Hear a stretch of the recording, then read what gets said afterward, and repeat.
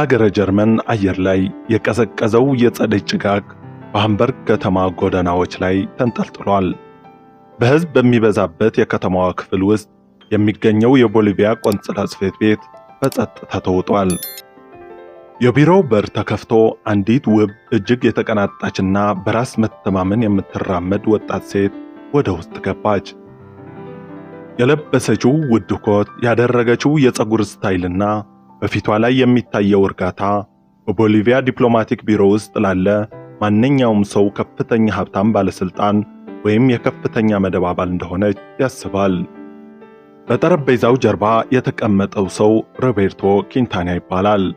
በቦሊቪያ የደህንነት መስሪያ ቤት ውስጥ የውስጥ ደህንነት ኃላፊ የነበረ፣ በሺዎች የሚቆጠሩ ሰዎችን ያሰቃየና ያስገደለ፣ አሁን ደግሞ ሕይወቱ ስጋት ላይ በመውደቋ ምክንያት በጀርመን የሀገር ቆንጽላ ሆኖ የተሾመ ሰው ነው።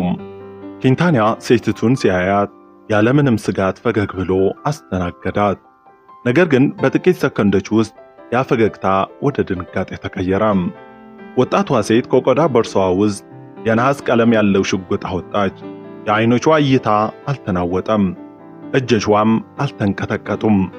ምንም አይነት ድንጋጤ ወይም ርህራሄ ሳይታይባት 3 ጥይቶችን ቀጥታ ወደ ኪንታና ደረት ተኮሰች። የጥይቶቹ ድምፅ በቆንጽላው ቢሮ ውስጥ አስተጋባም። ኪንታና ደሙ እያፈሰሰ መሬት ላይ ወደቀ። ወጣቷ ሴት አልተሸበረችም። ሽጉጧን፣ ያደረገችውን የሰው ሰራሽ ፀጉር ዊግ እና በስፓኒሽ ቋንቋ ቪክቶሪ ኦርዴዝ ድል ወይ ሞት የሚል ጽሑፍ የተጻፈበትን ወረቀት አጠገቡ ጥላ በጸጥታ ወደ ውጭ ወጣች። በውጭ የሚጠብቃት መኪና ውስጥ ገብታ በሃምበርግ ጎዳናዎች ውስጥ ተሰወረች። ዓለም አቀፍ መገናኛ ብዙሃን በድንጋጤ ተዋጡ። በሰላማዊዋ የጀርመን ከተማ ይህን ያህል ድፍረት የተሞላበት እርምጃ የወሰደችው ሴት ማን ናት?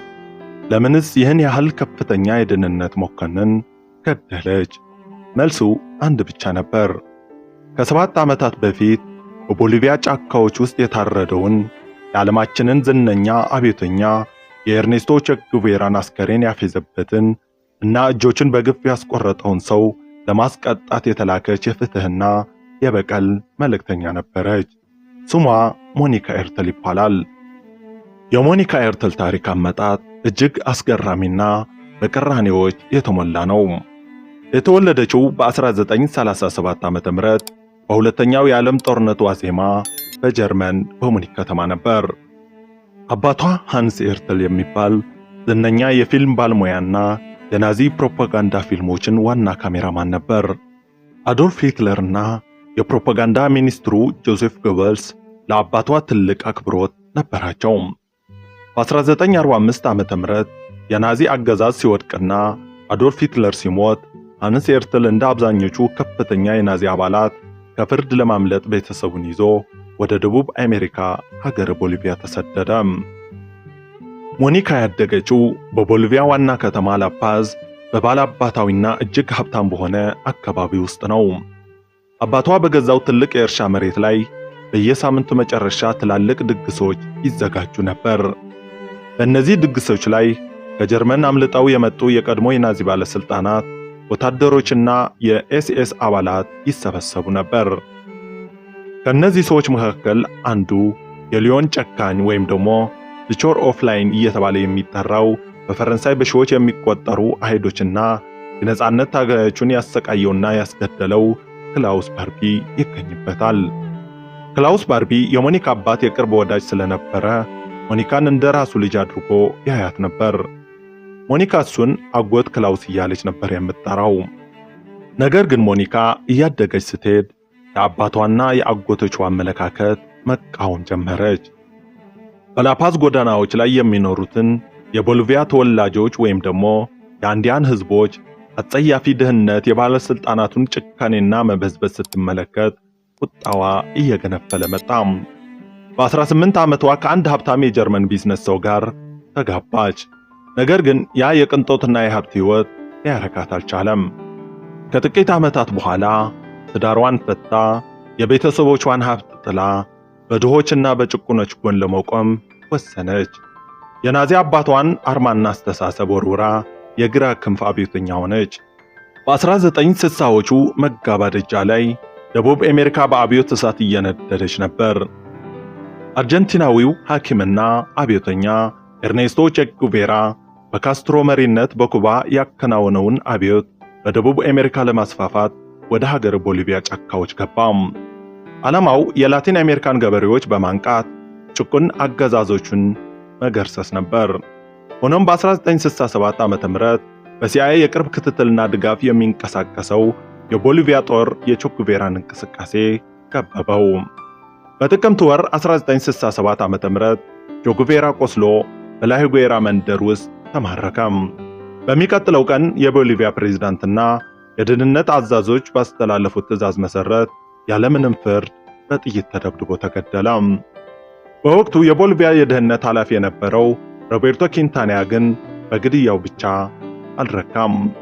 የቼ ጉቬራ አብዮተኛ መንፈስ በሕዝቡ ዘንድ እንዳይስፋፋ ለማድረግና የዓለምን ትኩረት ለመሳብ አስከሬኑን በቫለግራንዴ ሆስፒታል ውስጥ ለጋዜጠኞች ማሳያ አደረገው። ከዚያም በላይ ኪንታኒያ እጅግ አረመኔያዊ ትዕዛዝ አስተላለፈ።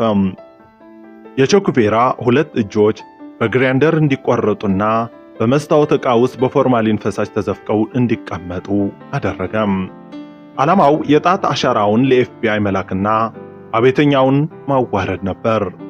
ከእጆቹ መቆረጥ በኋላ የቼ ጉቬራ አስከሬን ባልታወቀ የኤርፖርት መንገድ ስር በምስጢር እንዲቀበር ተደረገ።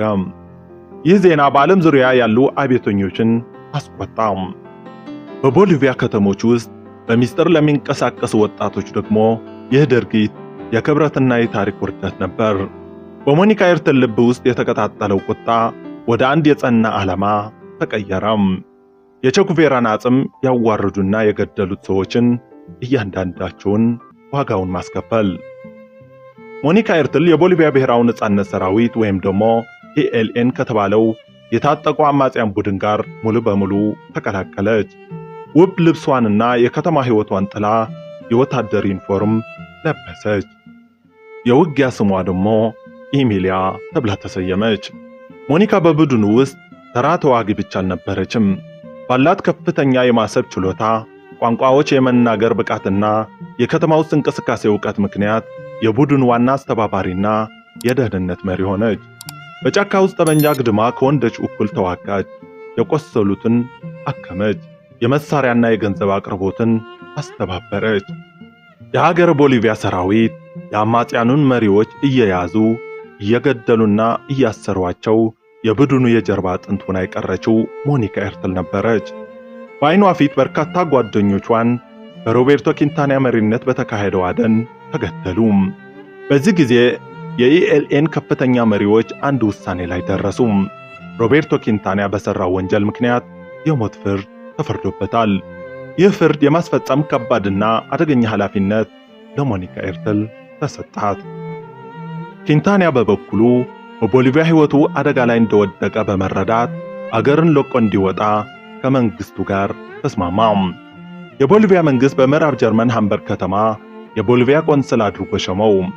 ኪንታኒያ በአውሮፓ ምድር ውስጥ ደህንነቱ የተጠበቀ እንደሆነ አስቦ ነበር። ሆኖም ሞኒካ ኤርትል እስከ ዓለም ማዕዘን ድረስ ልትከተለው ወስና ነበር። ሞኒካ ኤርትል በውሸት ፓስፖርትና በተለያዩ የሰው ሰራሽ መልክ መለዋወጫዎች በመጠቀም ወደ አውሮፓ ተጓዘች። በጀርመን በስዊዘርላንድና በጣሊያን መካከል እየተዘዋወረች የኪንታኒያን እንቅስቃሴ ማጥናት ጀመረች። ለወራት ያህል የኪንታኒያን የመኖሪያ ቤት፣ ወደ ቢሮ የሚሄድበትን መንገድ፣ የሚያገኛቸውን ሰዎችና የቆንስላውን ጥበቃ ሁኔታ በቪዲዮና በፎቶግራፍ መዘገበች። ምንም አይነት ስህተት መፈጠር አልነበረበትም። መጋቢት 23 ቀን 1971 ዓ.ም ጠዋት ላይ ሞኒካ ዝግጅቷን ጨርሳ ነበር። ወደ ቆንስላው ቢሮ ከመግባቷ በፊት ለጓደኞቿ ባስተላለፈችው መልእክት ይህ እርምጃ የግል ጥላቻ ሳይሆን ጭቁን ሕዝቦችን ላሳደደውና አብዮተኞችን ላረደው ሥርዓት የተሰጠ ትክክለኛ የሕዝብ ፍርድ እንደሆነ ገለጸች።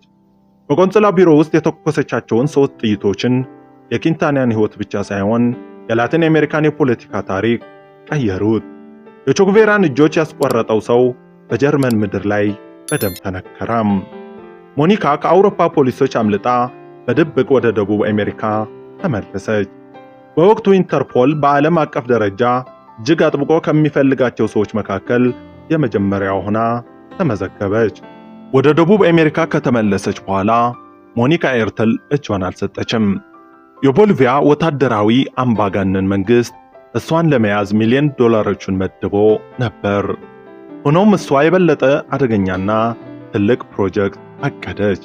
ዓላማዋ የልጅነት አጎቷን የቀድሞውን የናዚ ወንጀለኛ ክላውስ ባርቢን በቁጥጥር ስር ማዋል ነበር። ባርቢ በወቅቱ ለሀገረ ቦሊቪያ አምባገነን መንግስት የደህንነትና የጸጥታ አማካሪ ሆኖ ይሰራ ነበር። ሞኒካ እሱን አፍና ወደ ፈረንሳይ በመውሰድ በሁለተኛው የዓለም ጦርነት ወቅት ለሰራው አሰቃቂ ወንጀል ለፍርድ እንዲቀርብ አቅዳ ነበር። ነገር ግን በ1973 ዓመተ ምህረት አደጋው ደረሰም። ክላውስ ባርቢ የሞኒካን እንቅስቃሴና መሸሸጊያ ቦታ ለማወቅ መረቡን ዘርግቶ ነበር። የሞኒካን አባት በማስፈራራትና የውስጥ መረጃዎችን በመሰብሰብ ሞኒካ በፓላስ ከተማ ዳርቻ የምትገኝበትን ሚስጥራዊ ቤት ደረሰበት። በ1973 ዓመተ ምህረት አጋማሽ ላይ በክላውስ ባርቢ ይመራ የነበረው የቦሊቪያ የደህንነት ኃይል ሞኒካ ያለችበትን ቤት በከባድ መሳሪያ ከበበው።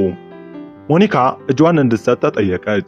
ነገር ግን እጇን ከመስጠት ይልቅ ከመጨረሻዋ ጥይት ድረስ ለመዋጋት መረጠች። በዚያ እሁድ ቀን ከባድ የተኩስ ልውውጥ ከተደረገ በኋላ ሞኒካ ኤርትል በ36 ዓመቷ በጥይት ተመታ ሕይወቷ አለፈ።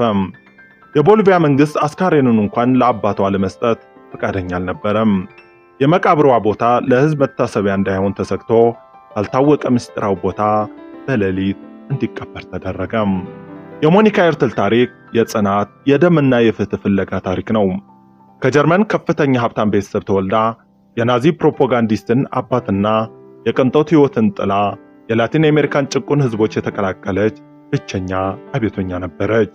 ለሷ ፍትህ ማለት በወረቀት ላይ የሚጻፍ ቃል ሳይሆን በድርጊት የሚገለጽ እውነት ነበር። የቾጉቬራን አስከሬን ላዋረደውና እጆቹን ላስቆረጠው መኮንን የሰጠችው ምላሽ በታሪክ ሰነዶች ውስጥ እስከ ዛሬ ድረስ በጉልህ ይነበባል። ሞኒካ ኤርትል በአውሮፓ ቤተ መንግስታትና በደቡብ አሜሪካ ጫካዎች መካከል የተካሄደው አስደናቂ ታሪክ ባለቤት የታሪክ የመጨረሻዋ ኢሜሊያ ናት። ውድ የተከበራችሁና የተከበራችሁ የዚህ ቻናል ቤተሰቦች ለዛሬ ይዘንላችሁ ቀርበን የነበረው እውነተኛ ታሪክ ይህን ይመስል ነበር። በቀጣይ በሌላ እውነተኛ ታሪክ እስክንገናኝ ቸር ሰንብቱ።